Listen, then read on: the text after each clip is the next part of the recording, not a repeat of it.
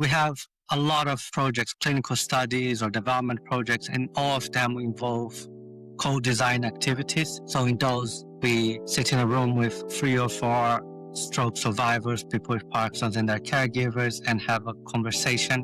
And I think it's really important. This is not about like, oh, let's design web pages, but it's a lot about understanding where they are in their lives, what their goals are right now, what matters for them in the case of communication, what's meaningful for them. Are they trying to go back to work, or they're just trying to be able to sing happy birthday on their granddaughter's birthday? Hello and welcome to the Reflective Impact Entrepreneurs, the show that explores the stories of founders who listen, experiment and reflect as they build ventures that do good and do well. I'm Umi, and in each episode we meet some of those founders. Today I'm joined by Andre from Beautiful Voice. For listeners who may not know you yet, please introduce yourself and share what's the one thing you're trying to change in the world, and why do we need Beautiful Voice? What we're trying to do is to address the mismatch that there is of supply and demand in speech language therapy. So both for adults and children, there's so much demand and so little clinician time available in the NHS and privately. So this leads to long waiting lists. Therapy sessions are limited. Patients are discharged before they reach the outcomes that actually matter to them. So Beautiful Voice exists to address that gap. So we support clinicians by reducing admin time, like case notes, giving them objective data on how their patients are doing, how they're progressing, and that's backed by state-of-the-art technology that we developed. And we help the clinicians to personalize therapy to make it really useful and engaging for their patients, and we allow them to do that really, really quickly. At the same time, we extend the therapy beyond the clinic, so patients can practice at home in a structured, meaningful, and effective way, really bringing those functional improvements to their therapy, allowing them to socialize more, get back to work after a stroke, and so on. Wow, there's so much there to unpack today, and I'm really looking forward to getting into some of that. Let's start at the beginning. And Andre, can you paint a picture for the listeners of what was happening in your life or community or industry that made this a problem impossible for you and your co-founders to ignore? So before starting Beautiful Voice, I was working as a researcher for looking at mobility issues for people with neurological conditions. So I would go there to meet stroke survivors, people with Parkinson's in their houses, and I would get to know them and talk to them. And there was this lady who took up writing poetry after her stroke, and she showed the book and gave to me the book, the poetry book she wrote. And there was this really striking poem, which I'm not going to remember the details, but it really talked about how she felt trapped as she couldn't communicate to others as well after her stroke. So that was like really, obviously a really striking moment, really memorable moment, that there was a big issue there. And then there's another kind of a mirror moment, which was at the same time I was speaking to a neuroconsultant, and I was speaking to a private neuroconsultant, so someone who gives the best care to their clients, irrespective of money. And she mentioned to me that from day one, once the patient has their first session with them that have been diagnosed with Parkinson's, she would get them to speech and language therapy, even if they had no communication issues at that stage. And because speech and language therapy would prevent those communication issues from developing, and that was the best strategy. And this is the complete opposite from the normal care, where people with Parkinson's will only be referred to speech and language therapy once their voice is already has severe issues and is actually affecting their daily lives. And at that stage, it will be much harder for them to engage with speech and language therapy. They might also have cognitive issues. And then you're trying to undo what Parkinson's has done in the case of Parkinson's, instead of trying to be preventative and being proactive. Seeing the mismatch between what people actually get from what is the best and what's optimal, what could be done, really pushed me into really need to investigate more about speech and language therapy, and led me to creating Beautiful Voice.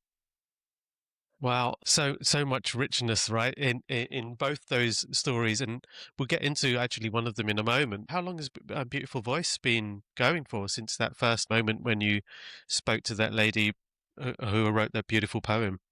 So I first spoke to the lady. I think this was like about 6 or 7 years ago. It took a little bit for me to research a bit more about speech language therapy. And like 3.5 years ago, I actually quit my job to go into that. But it was something that I started like developing kind of prototypes and things like that, but wasn't like, was like more proof of concepts and things like that, to actually taking the plunge and going really hands on into Beautiful Voice. Yeah, it's a tricky journey when you're dealing with healthcare. On one hand, you have a lot that you know that you can do, and you can even develop prototypes. But there's also at the same time there's a lot of regulatory and clinical studies you need to go through, regulatory approvals. But right now we are been using 17 NHS sites, and we serve to thousands of people, adults requiring speech and language therapy. Wow. So you talked about the lady in her home when you were a researcher. And actually, that's a real strong skill that you bring, human-centered listening. It would be really good to hear. How do you currently do that at Beautiful Voice? And do you continue to still do that as well? Yes, we still do it. So it's a bit different now. Right now, the main way we get that contact, and it's really, really important, is every single new user of Beautiful Voice gets invited for a call with me to have a chat and share the journey that why they're using Beautiful Voice, how did they get there, are they receiving speech and language therapy with a speech therapist, and so that we can understand their needs, anything that they found already out from Beautiful Voice that they didn't like. Uh, um, we have a lot of other projects, clinical studies or development projects, and in all of them we involve co-design activities. So in those, we sit in a room with 3 or 4 stroke survivors, people with Parkinson's and their caregivers, and have a conversation. And I think it's really important. This is not just about like, oh, let's design web pages. It's a web platform in our case, but it's a lot about understanding where they are in their lives, what their goals are right now, what matters for them in the case of communication, what's meaningful for them. Are they trying to go back to work, or they're just trying to be able to sing happy birthday on their granddaughter's birthday? So it's a lot about casual conversation, and not just about like, oh, how do we make a web platform that is more useful, less useful. That also goes in there, but it's a lot about the casual conversations and understanding them. Amazing. And how frequently do you do that now? Um, I think we will do it once every quarter at least. It really depends on the project that I'm going, so this is kind of an average, but we just finished a service evaluation with the Derby and Barton NHS Trust, and there we did like 3 or 4 of those. We extended our platform to dysphagia, which is swallowing issues, and then we did about 10 of those recently. So it comes and goes depending on what we're focusing right now on the platform. That's great. So it kind of just like woven into just the habits that you have as a team, as opposed to kind of having to do it specially. It's kind of this is just the way we work. Yeah, it happens more when we are either doing a study that we have loads of people trying the platform in a structured way, and we want to hear how things are going with them, and we do it at the beginning before we start the study, and towards the end. And whenever we're developing a new section to the platform, we're dealing with a new issue. So obviously there are going to be people with different experiences on that side. So we do a lot of that at the beginning, and towards the end, after we have developed a prototype, we also allow them to try it out and come back and sit down and say, is this kind of what you're looking for or not really? Hmm. And your product's out of prototype now as well, right? It's available. Yes, it is. It's a commercial product and certified as a medical device, and it's being used in several NHS sites as part of their regular usual care nowadays. Yeah, I'm going to want to get into that as well later because that's been an amazing journey you've been on, you and the team. So, with all this listening and tuning into your customers and beneficiaries, what was the most uncomfortable feedback you've received from the people you're supporting, and how did you respond to that? Yeah, so uh, uncomfortable feedback in general is something actually really good because it allows you, it pushes you to face your weakness and pushes you to improve what you're doing. And the real problem is when there is no meaningful feedback. So that's what is uh, actually really bad. But in terms of uncomfortable feedback, I remember early on one stroke survivor, and this actually was our first study that we did. They told us that our solution felt annoying due to the text to speech technology we were using. On that same uh, study, we also had another user telling me, um, he said in his own words, it's not because I have Parkinson's and I'm old that I don't have anything to do. Like my days are busy. So, and that was really important to us is and showed to us that even though we're making a therapy platform, we need to make it fun and engaging for people to actually get that adherence to make it sticky and make a product that will drive how much speech and language therapy people are having access to and get them to improve. Um, I think there are also a few times where we developed a feature and we thought, oh, this is going to be amazing and people are going to love it. The speech and language therapists are going to love it. And it didn't achieve the impact we wanted, and that can be disheartening. In the end, it tells us that we have really critical users. And the key thing here is that more people are using your platform, your tool, your solution, whatever it is, the more people are going to give you feedback, and the more that feedback is going to get critical because it's becoming part of what they use. It becomes less of something optional, but something that is critical to their work, and so they're going to be more critical about what you're giving to them. Uncomfortable feedback or not, is still what I'm hearing is it's really still productive in improving the product, giving you a different perspective. And so you take that as positive feedback.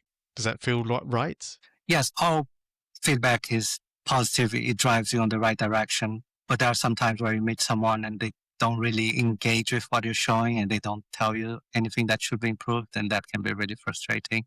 And that doesn't lead us anywhere. I'll give one example. There was a speech and language therapist who tried our platform and they told me, I sent an email to them and they said, oh, I didn't find anything here, which is for my practice, but I checked their signature and said like was basically neurological speech language therapy, which is exactly our bread and butter. And I asked them to elaborate, they never elaborated, and I'll never know why the beautiful voice wasn't appropriate for them. And that was very sad. Um, I mean, the one thing on as a founder, and obviously, and I'm the one that all the feedback comes to in our company, is you're going to have loads of positive feedback and you're going to have some negative feedback. So it's a really big emotional roller coaster and something you have to learn how to deal with. Like uh, 2 weeks ago, I received like two really, really nice emails of people who were really impacted by Beautiful Voice. This week, I received an email of someone saying, oh, this wasn't working as expected and well, we have to work hard and fix it. If I'd spent a day with one of your customers before Beautiful Voice existed, what would have their world looked like, and where would have I seen the most friction or frustration for them before your amazing product came into the world? I think there are many layers to this answer. Now it's gonna I'll expand a little bit. So there's one side is people who were not receiving any speech and language therapy because the NHS can't care for them. This would be a lot of people with Parkinson's, for example. The world before Beautiful Voice, they would have no access to speech and language therapy. They would not be working on their voice skills, which their loudness, which is really important for them. And Beautiful Voice gives to them an avenue to practice that independently, to take ownership of their condition and to improve. So there's the side of the people who never had speech and never had, and are using Beautiful Voice. And we feel so happy that we're giving access to them, though that's not our main sales model. The other ones are people who are receiving speech and language therapy, but they are just during clinical sessions in the NHS, And with Beautiful Voice, they can do way more in between the clinical sessions. They can work with feedback, with personalized content, really, really make it more functional than regular therapy. So instead of practicing regular sentences, they can be talking about a topic of their interest. They can be talking about practicing their address, the name of their spouse, or singing happy birthday. So they can be really, really uh, engaging and personalized, and we really increase how much people practice independently. They'll get that feedback, but their speech and language therapist will also receive that. So when they come to the next session, the therapist already knows how much they did, how well they did, and what they need to practice more. And the third side is the speech and language therapist. The ones using Beautiful Voice, they will have quantitative data, so they will be able to focus more on their patients instead of taking so much notes. They will be able to deliver better care and more personalized care, and that's really important. Like on the NHS, there's a really, really big rotation of speech and language therapists because they really burn out because they are overworked. And one of the reasons for leaving the NHS so much is because they think that they don't provide the care that they would want to provide. So it can be quite frustrating for them. And they feel that with Beautiful Voice, they can do more and do better and do something more personalized. So they'll feel better about that. We also pre-write the case notes for them with the objective data we have. So we really try to take out that admin time. A lot of speech language therapists in the NHS, they work overtime for free, writing case notes and things like that. And it's quite unfair that the shortfalls of the public healthcare system end up falling on like really hard working people who want to do good, that they're not even that well paid to begin with. So I think we're trying to also help them to have a little bit more balanced lifestyles. Such a beautiful thing that you're doing. And I love the way that you describe different actors in the system that actually the product you've created meets the needs of. So we've talked about listening and tuning in to your customers, your beneficiaries, and that's one thing. But doing something about it is another. So could you explain to us a little more about what was the first small test you tried to see if your initial idea had legs? Yeah, so the first test we did was we had a very rudimentary prototype, and we contacted some patient groups and asked, does anyone want to try? And it turned out that this gentleman from Oxford, I'm based in Oxford, but he was also based in Oxford, took it up. He had a stroke, and he started trying Beautiful Voice. And we received an email from his private speech and language therapist asking more questions. What's this thing? And that was quite scary for us. Like, is she gonna have a negative reaction? Does she feel what we're providing is not clinically valid? Or is she gonna tell us that we're taking her job or something like that? But she was incredibly supportive of us once we spoke to her. She gave amazing feedback. She was happy that her patient would continue using Beautiful Voice, and it turns out that we still have a relationship with the speech language therapist. A lot of the videos on the platform for like demonstrations of how to do certain exercises are made by her. So that gave us validation in several ways. First, there was someone who was willing to use Beautiful Voice enough that they would even tell their speech language therapist and continue using it for a while. And that the therapist approved what we were doing and felt that there was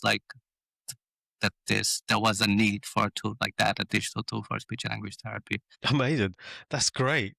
Just from that, and you're right, because I would imagine when you've kind of just launched out a prototype and then you're being contacted by a professional, all these things are going through your head.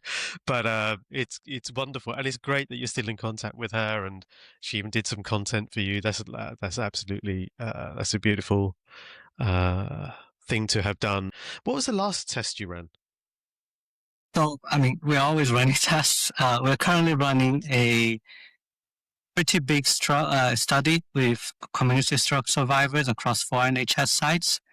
And in that evaluation, we're measuring the clinical effectiveness of Beautiful Voice, so how much patients improve using Beautiful Voice, how much we save costs to the NHS, are we saving time, are we allowing them to have more face-to-face time with their patients, and the satisfaction of when using Beautiful Voice in the services, both from the speech and language therapist point of view, the speech and language therapist assistants, as well as patients, and something that I probably should have mentioned before, but caregivers, because they're also really, really important in this ecosystem.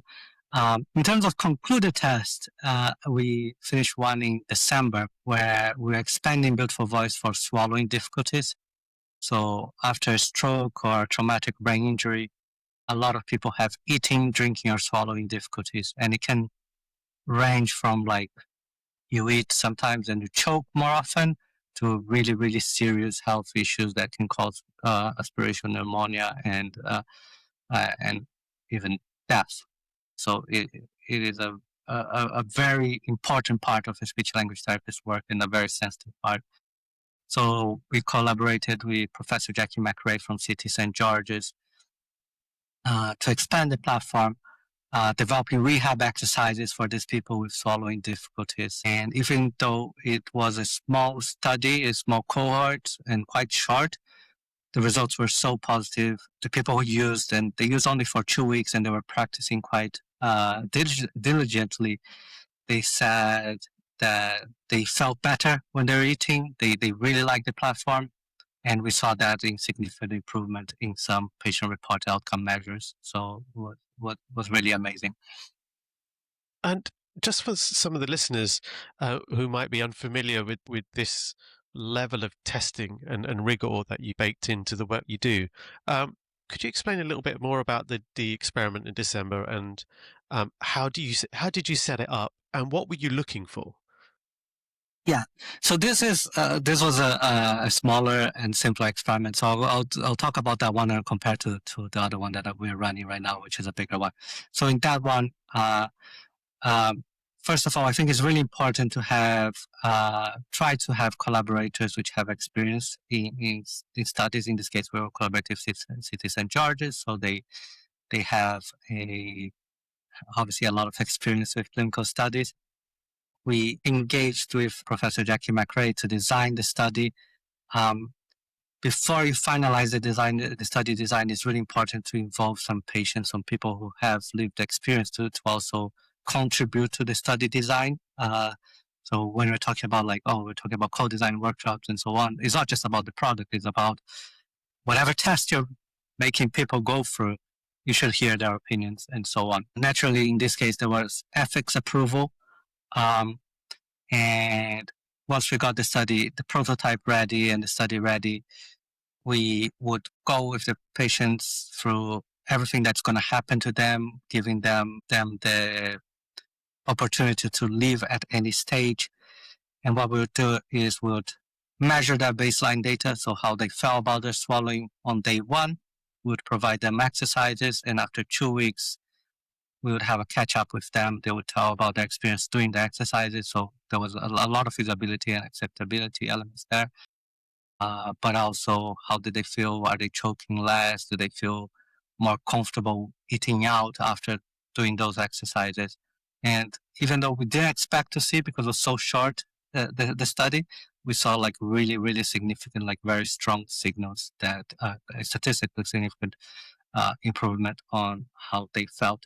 Just to share a little bit about, and this is more about the actual outcomes of the study that sometimes is not exactly what you expect. We created in this project a digital tool for them to do rehab exercise. So they would watch the videos, they would do the exercises, they would film themselves while doing the exercises. A few of the participants, they found out that after about a week, they got so used to doing the exercise, they didn't need the tool anymore. They internalized those things. They would do those exercises while they're washing the dishes.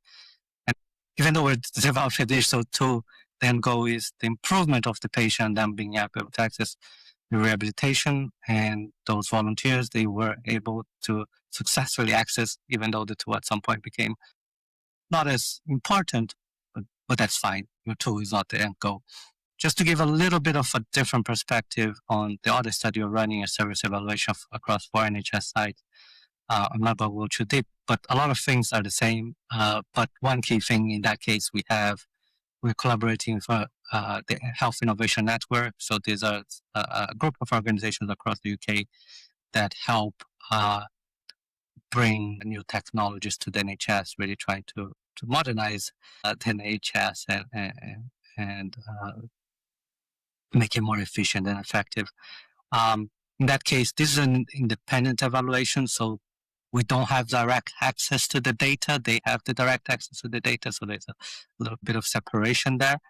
So they're also doing analysis of how much does it cost 1 hour for a speech and language therapist, and collecting the data and trying to actually map out what would be the end cost savings there. On the NHS one that you're in the middle of or started, how did you decide that that was the next thing to do after the thing that you ran in December? So this test of the NHS, the NHS is very money driven, so they only gonna adopt technologies that save time and save costs for the. Unfortunately, that's the world we live in. If you're trying to sell to the NHS, you have to kind of come from the assumption that they have no money and your tool has to fund itself. So you have to release money from somewhere else to make your tool affordable. So we have sold to several NHS trusts because they see through anecdotal evidence that the platform makes sense and the therapists love it. But to scale up, we realized we needed to have more robust health economics evidence. We already had some, but we needed a bigger study to show that, and that's how we decided to do that. Well, that's pretty amazing.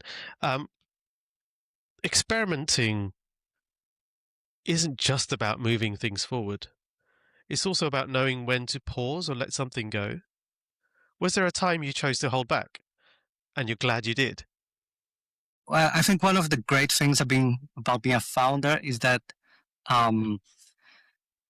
there's so much you can do. We have an image on our heads of how much better our solution can be and how much more we can do. But this can also lead to endless overworking and quick burnout.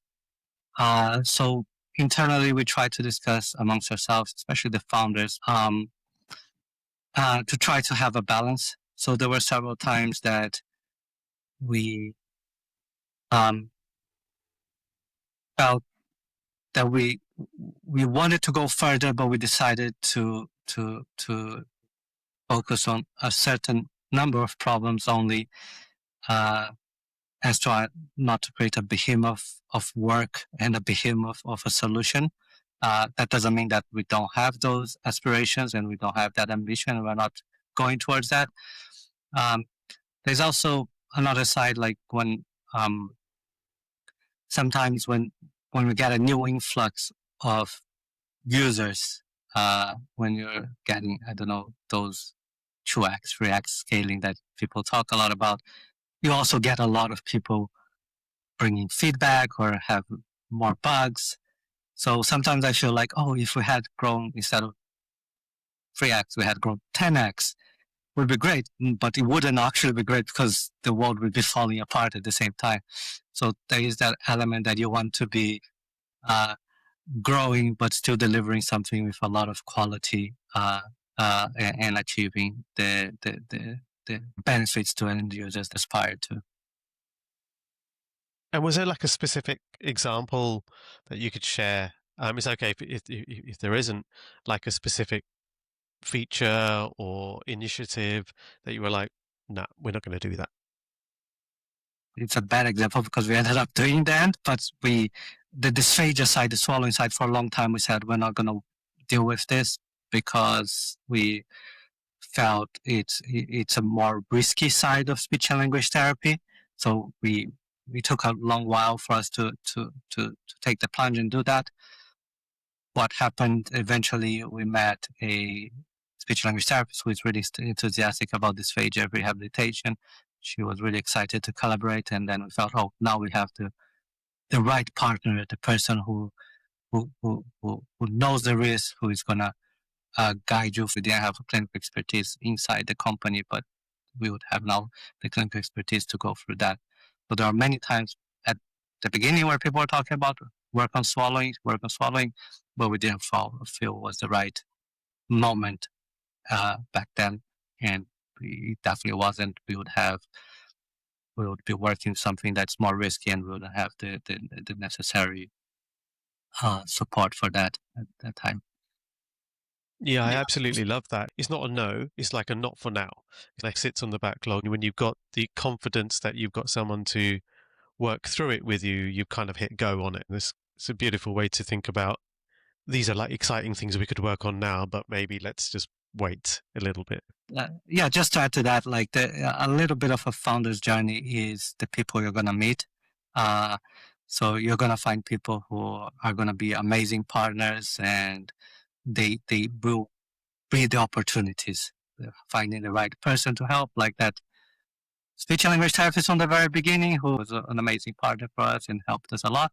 This one with dysphagia, she was like someone really impressive who really helped us drive the platform further. And yeah, it's about the people you meet and the people who are going to open up those opportunities. Um, I want to take a step back slightly and hear your thoughts on how do you build reflection into your way of working as a founder? And what does that look like week to week, day to day? Yeah, I think one really good thing about Beautiful Voice is the founders are, I have some colleague founders which are very critical, and they're really good at questioning successes and our drive towards their goals. So even when things go right, they're like, does that actually mean that it's going right as we expected? Uh, and so it's more than just being personally reflective, but we as a team have that constant evaluation of what we're doing and if it's reaching the desired impact. And I think this has transpired to people, to the whole Beautiful Voice team. We're very open to questioning what has done. If someone has created a new solution, we're really happy to discuss if it's not achieving what it did, to scrap it off and try it again. I think that uh, has created a very good workplace in Beautiful Voice in terms of not just settling for what we've done, but also reviewing that there may be like a much better solution, and we can always go back to the drawing board and redo it again if it didn't achieve what we wanted. Wow. So it seems to like you've set up a culture of feedback and reflection. And maybe this is a good time to also kind of give a shout out to your other co-founders. Yeah, my co-founders are two friends before being co-founders, and I think that helps a lot. Is Dongwei Li and Yun Bing. We all met during PhD in Oxford, uh, and I think that that really helps that we can speak to each other as both friends, but also as a work team, and know that sometimes when things are a little bit too hard on someone, or there's something personal, there's some going on, there's someone else that can take a little bit of the weight off your back when it comes to that. I know there are lots of solo founders, and I can't imagine doing that alone. I'm not saying, I think they must be really amazing and self-reflective, but I have the benefit of having those two anchors to help me. Oh, that's nice. What's the bravest decision, Andre? What's the bravest decision you've made after starting Beautiful Voice? And what did you learn from it? Yeah, so to be really honest, when you have a really good team, you feel confident that things, even if you do something wrong, there will be a way out, a way to solve it, and there will be something to learn and to improve. I don't think there is like one moment that I made a really brave decision. Obviously, there's a very cliche one when I quit my job to go when founded for voice, but at the same time, I I I had no doubt about it. I remember speaking to to people who are trying to demote me of the idea, and well, there was not an inch of doubt. But I think there was a decision that we did at Build for Voice, which was really important for how the company has developed, um, and was to seek a lot of clinical validation and certification to our product. So what Beautiful Voice does, uh, some people could say that lies a bit of a gray area in terms of certification and regulatory approval. And we decided to go to the deeper end of regulatory approval. Uh, um, and the decision was really, it's a bit of a reflection of who we are as founders to begin with, but it really helped us because we really wanted to create an evidence-based solution. So if you look at people who are aspiring to do things on the speech language therapy field in terms of apps, we see a lot of solutions which are not as clinically evidence-based. They don't do clinical studies. And I think that helps us, A, create a product that's meaningfully impactful, B, to set us apart. Um, and in getting this extra regulatory approval also differentiates us because we're creating a product with a stronger technological component, and we're getting all those state-of-the-art analytics and get all the validation of that instead of settling with a very simple basic product that doesn't have those extra uh, capability that we have. We have. I'm not going to go too much in the product, but we have a lot of like state-of-the-art speech analysis, state-of-the-art language analysis to give all the feedback to the speech language therapist and the patient, and that creates the solution that we aspire, like a solution that's really modernizing speech and language therapy, pushing the boundaries of where speech and language therapy is right now. Wow. And I would love to get into the clinical studies piece in a moment as well. I think when we get to kind of start to talk about the impact and how you look for that. But I just wanted to um, just come back on this decision to have clinical studies, work right at the deep, hard end of regulation. Was it the team, having that team around you? You mentioned the team that gave you the confidence to make that call, or was that something, or is it something else? I think was the team. I remember back in, I don't know, the very beginning we were doing we had a first call with the regulatory consultant that we still work with today.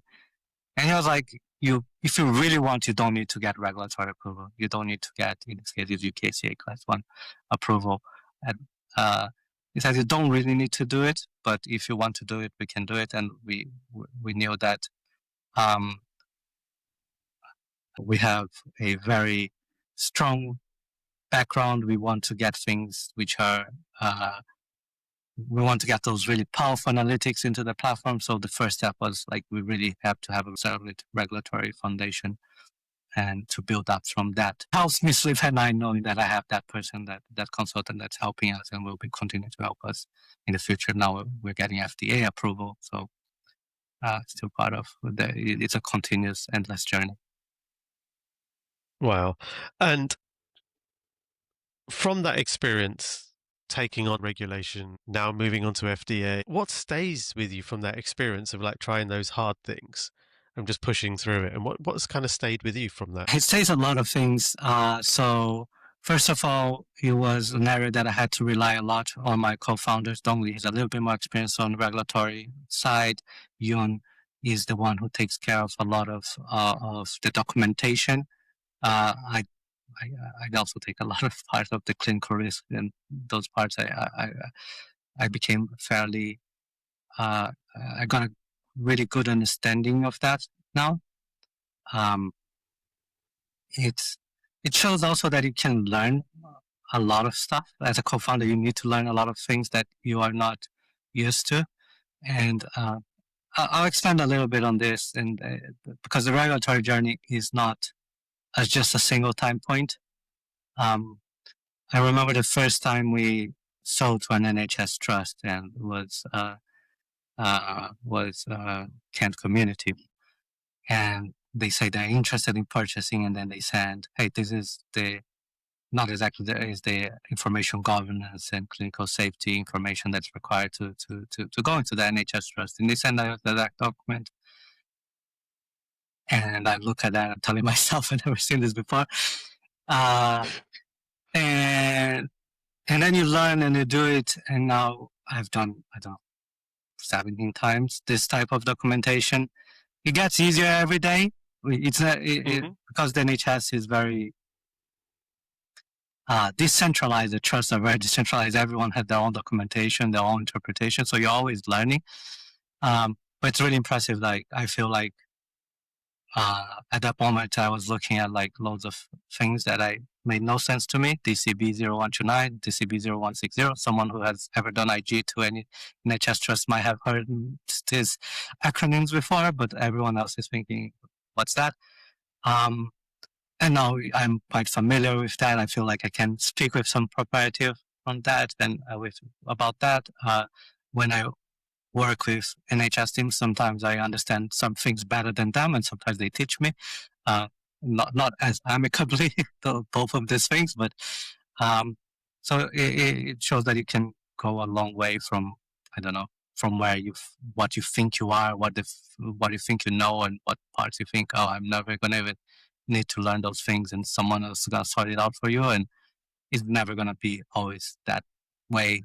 You kind of, as a founder, kind of have to have a good understanding of that and do with that. Wow. So for like forever learning, you have an appetite for that anyway. I remember when we worked together, but you always wanted to learn new things, absorb new things, bring new things to the sessions and all that. Perfect founder mindset. You've talked about lessons and changes along the way. And I want to now dig into like, how does all that kind of translate into making a difference for people right now?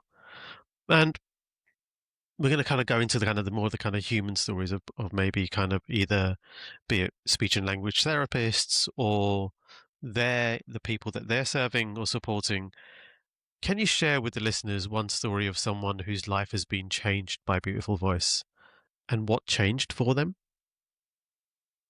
Yeah, it's funny because like when you're programming your first prototype, obviously I was programming, and you kept thinking like, is this going to be able to help one person? And it would be really good if I could help one person with this, even though you're spending more time than it should be, which would be advisable to just help one person. But you're like doing that and thinking, would be really cool, right? And and and obviously now it's been 4 years that I've been doing this, and it's hard to pick one because I do receive like really nice, sweet emails of people who had a positive impact on Beautiful Voice. As I mentioned, like I do meet a lot of people, and we try to open communications with them by sending an email from me to all of them. So I do receive emails from people who worked on Beautiful Voice, and they sent some really sweet ones. So there was one, and this was reasonably recent. I think it was last year. There was like a somewhat young cancer survivor, and she was telling me how Beautiful Voice helped her improve her articulation, and she was really happy about that. And she was using now to help her regain her confidence to speak in public for when she goes back to work. So I think this story was particularly nice because it's not just about how much Beautiful Voice helped her, but that there is a story after that that's going to happen. She's going to get back to work, and it is pointing out that we are not just the whole journey. There's going to be more after that, and is really happy to see that. I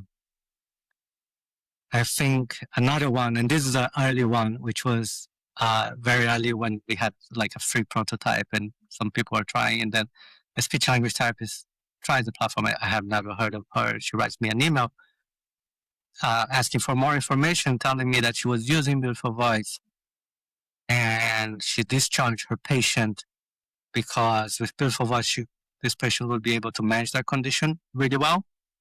And that meant that for her as a speech language therapist, she would be able to take care of another patient. So this is like kind of helping on the pathways, changing the pathways in the NHS, changing how things are done, and allowing people to self-manage their condition so that they could care for more people who would be would have more need from them. That's lovely. And those stories emotionally resonate with me, but also seem that they also emotionally resonated with your cat as well. Um, let's get into a little bit more detail. Walk me through what happens between like first use and early signals of impact. Between first use and getting those signals, in fact, there's a lot of feedback from users. It's a lot about talking to users. As I mentioned before, from the very beginning, we invited any user trying the platform to have a call with us to share their experience. So we try to get with them on a call, try to understand how they got to using Beautiful Voice, why they're trying that, are they receiving speech and language therapy, and why they are enjoying it or why they're not enjoying it. Even the ones that wouldn't engage with the platform, we try to really, and those are harder to to to to to get them to feedback because they're just not engaged. It's like an app you downloaded and moved on from it. But really to understand why did you stop using it, what would be necessary for you. I think at an early stage, for any solution, you're gonna get a lot of inconsistent signals. So there's going to be people who are trying and they don't do anything after a bit. People, because your solution is buggy, glitchy, or has a lot of a big tech barrier for them, for the users, but they cannot use. So there's going to be a lot of different things that you'll be receiving in terms of signal. But there will be anecdotal evidence of one patient who is improving or using their speech language therapy. There will always be some anecdotal evidence. And it's really important for you to pick up from those and understand what make them work. Or is this like a specific group that's working with? So we should focus on that group, or and how, and later on how do you expand to those groups or to other groups? So every solution, product, service creates a ripple effect in the world, right? Have there been any unintended consequences, good or bad, that taught you something important about how people live with your product? Yeah, I think there is one side when you create a new technology or something. It's you look at it and it's all controlled. I think maybe this is a bit like when a musician makes a song and when the song is just in their studio, it's just for them and it's has their interpretation of the song, and then they put it out and people will interpret that differently and will react to it in different ways that they may have originally expected. So if you look at like someone who has articulation issues, before Beautiful Voice, the speech language therapist might give them exercises to practice, and they would just go there, say the words, say the sounds, and I don't know, maybe I did well, maybe I didn't do well, then go back to the therapist and have their next clinical session.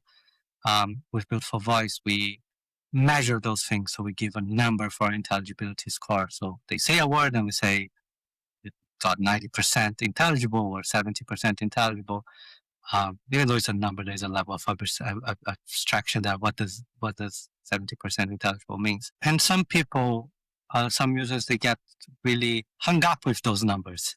So for them, it becomes something really important as part of their practice. Hey, is my number going up, or is this a good number, or is this a bad number? And it becomes something really important for them, which is both good and bad.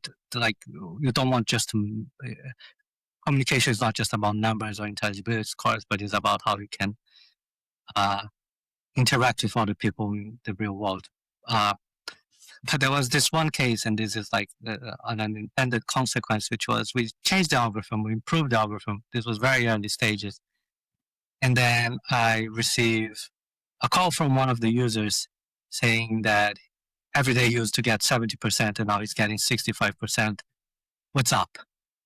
And it was the fact that we changed that algorithm maybe was better, but that really affect that person, how they felt about themselves. And that person was like clearly quite savvy to notice that he didn't change his speech and the issues on the platform. So and that there's a side there, you're making something better, but maybe that's affecting people maybe not as possible as you expected, and told us to add a note saying maybe some numbers are going to change because things are different now. Wow, that's a lovely story. To be honest, it's a big issue in speech and language therapy field because a lot of and this is very specific to speech and language therapy, but a lot of the things that people can do, they do already in speech and language therapy, independent of beautiful voice or not, are about practicing a skill that they have difficulty with. So let's say their skill that they have difficulty is writing words, and then you give the speech language therapist will give like loads of exercises to write those words repeatedly, certain words. And they get better at those words, but they don't get better at writing any word. There's a very big challenge in generalization. And so there's a really interesting thing when creating new exercise for speech language therapy is, are we creating an exercise that is improving the person to do that one measurable skill, or are we creating exercises that help them live life better? And that's something really cool that Beautiful Voice has been really trying to evolve is and try to be a vector of change within the speech language therapy field, which is not just looking at exercises that look like numbers are going up, but also making exercises more functional, making them practice talking, a job interview, or things like that. And those are cool things that Beautiful Voice can do nowadays. And I'm really happy about that. Yeah. And you mentioned about the end user who was looking at the percentage of improvement once they were doing the training. But as a founder, which leading impact indicators do you have in place to track your impact? I think it's a combination of indicators. So there is a little bit of like there are things in the hard data which are really, really important for us, and they have to be. Adherence is really important. People practicing more does lead to people improving more their communication skills. And this is like, irrespective of beautiful voice, that's data from clinical studies in speech and language therapy. People get more therapy, they improve more. And this is very, very important to us, engagement and adherence.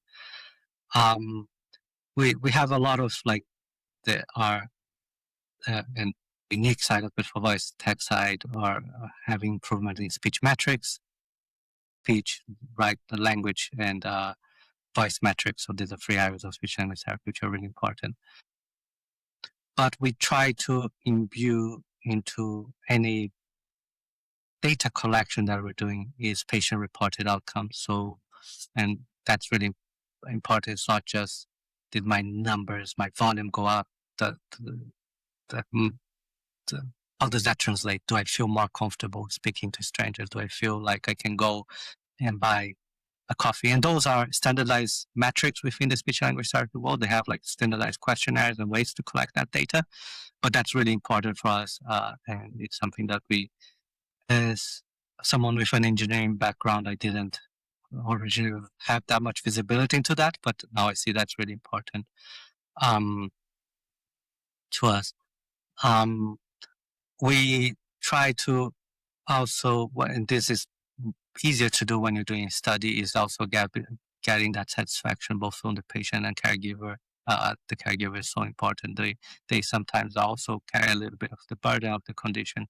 They are the ones who are maybe losing their independence, or the ones that can be having a lot of side effects from their loved condition. So they are really good, important voice that has to be included if you're working this type of communities, which will have caregivers. Finally, and that, as I mentioned before, is the side of time savings, and that's something that we really try to collect that information from speech language therapists. We can't get into the NHS if you're not saving their time or making their life easier.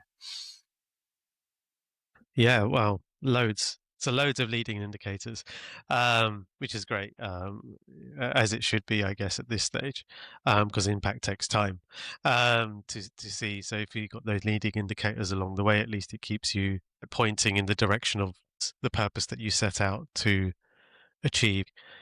But as the business grows, how do you make sure your impact grows and stays true to your purpose? Yeah, I think in our case, and maybe partially because I work out with a lot of older people had a stroke or Parkinson's, I end up associating them a lot with my parents and grandparents and my family. And my grandfather, he had a stroke, and he spent the last 15 years of his life after a stroke, and he had a lot of good care he received from nurses and the family. So whenever I meet a patient, I always think of the type of care that I would want those near me to receive, and that I wouldn't settle for, not for anything less than the best for them. Um, so, um, so as we scale, I try to make sure that we create these avenues to meet the end users and keep that sense of like uh, that is really important to think of what is that what my family member, what it was, what they should be receiving, and what we are aiming for, and that has been always our goal. um, so for example, one thing that is very important for Beautiful Voice is we we do have a free mode for people who don't have the ability to purchase the platform, or the NHS in their locations are not purchasing the platform for them. So they can use a little bit. Obviously, we have to restrict at some point, but allows them to not lock people out of having some way of accessing some sort of therapy if they are not able to afford for it. Well, that's really kind of you, but also I guess it serves the purpose, right? Serves your mission as well, because then more people can benefit from the amazing work and time that you and the team are putting into it. I actually had a short story, very quick story about how that became important to us.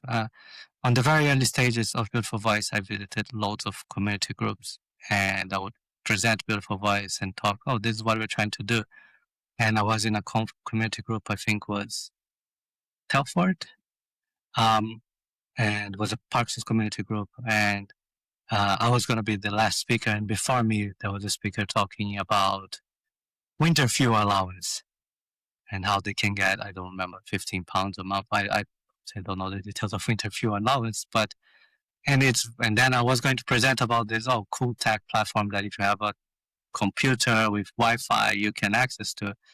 So it does, and I think that's why it's important to go visit people at different regions and meet them in their environment. But it shows that like um, we are solving one issue, people might have loads of other issues, and you you you want to be part of the solution always. Yeah. What's the biggest barrier between where you are now and the next level of impact to reach more people?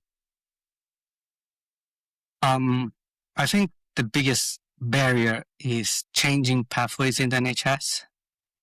Um, so I mentioned at the very beginning that I would love to see that people with Parkinson can have access to therapy from day one, because their speech and swallowing abilities are going to deteriorate massively by the time they get referred to a therapist.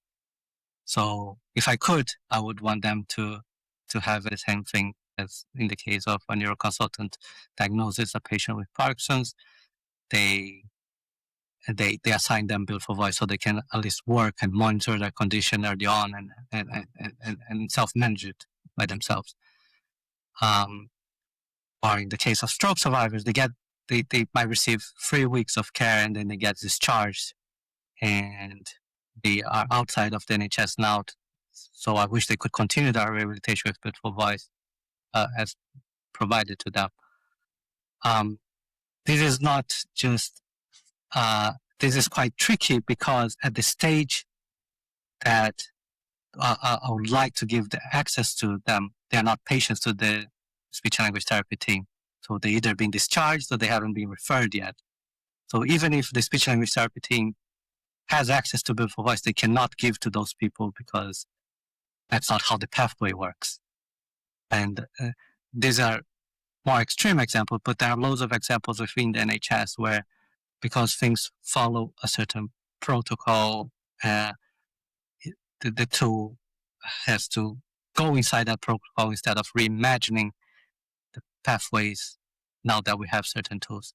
And this is a big challenge. It's not easy, but that's why we're always talking to speech language therapists, digital transformation officers in the NHS, and there are other positions, health innovation networks, to try to say, hey, this would be better. Let's do a trial about that, and let's rethink it, and let's work to collect that evidence so that patients can use while they're waiting in their waiting list or so on. Like there are lots of opportunities that we need to explore, but they need uh, a bit harder changes on the NHS. Yes, to get that change or to support those people who need speech and language therapy, be it people with early onset or diagnosis of Parkinson's or post stroke, it's not a feature that you would release. It's actually the change that you need to see is like a system rule change, like a pathway change or a policy change that unlocks it way beyond any feature that you could ever release. Yes, it is. It is very tricky, and there are moments where a speech language therapist team is using beautiful voice. They're going to discharge the patient, and they wish they could keep them like with the license, so they continue practicing beyond their end of the care there. And they say we cannot because we would be liable for them after that or something like that. And yeah, it's something we need to rethink. In this case, how digital technologies interact with the NHS. I think it's a and like I'm not saying like this is simple. I don't think these are simple solutions. The NHS has pathways that they are like that for good reasons. They have to be mindful of that. I think people love to say the NHS is averse to change or the NHS is not open to new things. They are, but they also have think that they have to be mindful of safety. They care about every single person in the UK, so they have to make things in a conscious way. And that's why we need to collect the evidence, create the studies, and bring that change forward. Absolutely. Support them on that journey to see the change and also provide them with the evidence and the robust evidence to be able to make the case. I love that. That's kind of like impact beyond the realms of your product itself. Is actually the journey that you're taking the NHS on when working with people in there. Now let's get into the lightning round. What's a permission slip you give to yourself or your team? Flexible hours, we want to let them work when they feel best. Whose voice are you most afraid of losing as you grow? I think my co-founders, they're really extraordinary people. They're really, really smart. They're very critical, so they really put me in check a lot. The last thing you changed your mind about? I change my mind so many times a day. It's really hard to get what was the last thing. I think I'll say one key thing that will change my mind. I thought originally we were going to sell way more privately, and we ended up selling way more to the NHS, and was something that I didn't expect. As you grow, what's the one thing you'll never compromise on? My values, and by that I think like looking at people and translating as if they were my family members. I think I do a lot of that when working. Maybe it's a Latin thing, but we do a lot of that, and I think that's something that's really important for the company. The most recent thing that you learnt about your customers and beneficiaries? I think there's something that we are always learning. So, and it's always impressive is how speech and language therapists in resource constrained settings or the patients using who have loads of comorbidities, how they can adapt. So it always impressed me someone who might not be as tech savvy is trying beautiful voice and by themselves using it and giving really, really meaningful feedback. Um, so it, even though the product obviously is not perfect, people can still make the most out of it. When you think of scale, do you picture growing bigger or making the problem smaller? In the specific world of speech language therapy, I think there's so much that can be changed on how things are done. And it's not just about being bigger, but it's rethinking how things are done, rethinking why the problem is there to begin with, rethinking, as I mentioned before, the pathways. If you could whisper something to your earlier self before you just started Beautiful Voice, what would you say?